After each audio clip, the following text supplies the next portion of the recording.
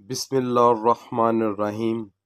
کبھی دل چاہتا ہے کہ آسمان کی طرف دیکھ کر بس اتنا کہہ دیا جائے، یا اللہ تو سب جانتا ہے۔ جب لوگ ہمارے بارے میں باتیں بنائیں، الزام لگائیں اور ہمارے دل ٹوٹ جائیں تو رب کائنات ہمیں تسلی دیتا ہے، ان کی باتیں تمہیں غمگین نہ کریں۔ سورہ یونس آیت 65۔ اور جب تنہائی چاروں طرف سے ہمیں گھیر لے، جب لگے کہ دنیا میں کوئی اپنا نہیں رہا، تو اللہ فرماتا ہے اور وہ تمہارے ساتھ ہے جہاں کہیں بھی تم ہو۔ سورۃ الحدید آیت 4۔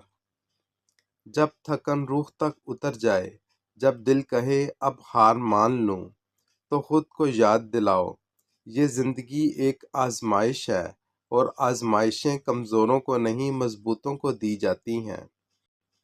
اور جب بار بار گناہوں کا بوجھ دل پر آن گرے، جب دل کام کر پوچھے کیا میرا رب مجھے معاف کرے گا، تو آسمان سے جواب آتا ہے اور میں سب سے زیادہ معاف کرنے والا ہوں۔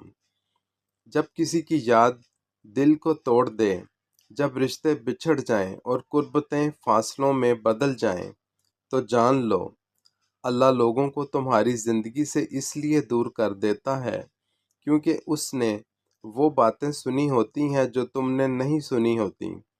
جب زندگی بہت مشکل لگنے لگے، جب سوال ہو میری زندگی کب بہتر ہوگی، تو یقین رکھو صبر کے بعد ہمیشہ خوبصورت چیزیں انسان کا انتظار کرتی ہیں۔